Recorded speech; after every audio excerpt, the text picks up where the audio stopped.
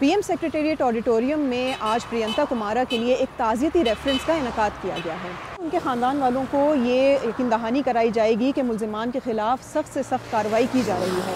اسی طرح ملک عدنان جو پرینکا کمارا کے ساتھ کام کرتے تھے، ان کو بھی ایک انعامی سرٹیفکیٹ دیا جا رہا ہے۔ اس سے پہلے وزیر اعظم عمران خان نے ملک عدنان کی بھرپور کوششوں کو سراہتے ہوئے انہیں تمغہ شجاعت دینے کا اعلان کیا تھا۔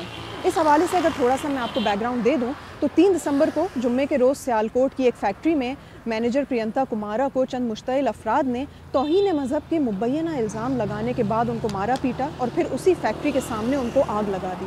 اس واقعے نے پورے ملک کو ہلا کر رکھ دیا ہے۔ اس کے علاوہ آج ہی صبح اسلام آباد میں مختلف علماء نے ایک پریس کانفرنس کا انعقاد کیا جو سری لنکن ہائی کمیشن کے سامنے کیا، اور وہاں پر بات کرتے ہوئے تقی عثمانی صاحب نے کہا کہ کس طرح سے یہ جو واقعہ ہوا ہے یہ غیر اسلامی ہے۔ اس جنون کا مظاہرہ وہاں پر کیا گیا، وہ ہر مکتب فکر اور پاکستان کے تمام عوام، علماء، سرکاری حلقے، سیاسی جماعتیں، کوئی ایسا نہیں ہے کہ جس نے اس کی بھرپور مذمت نہ کی ہو۔ دوسری جانب 6 دسمبر کو وزیر اعظم ہاؤس میں ملک کی امن و امان کی صورتحال کے حوالے سے ایک جائزہ اجلاس ہوا۔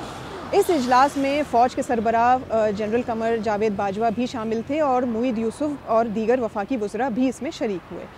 اس میٹنگ کے اختتام میں یہ طے پایا کہ ملک کے قوانین کو مشتعل افراد کے ہاتھوں میں سونپا نہیں جا سکتا۔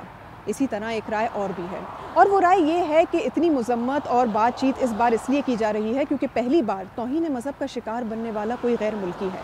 اس سے پہلے پاکستان میں مختلف شہریوں اور خاص طور سے اقلیتوں کو توہین مذہب کا نشانہ بنایا جاتا رہا ہے۔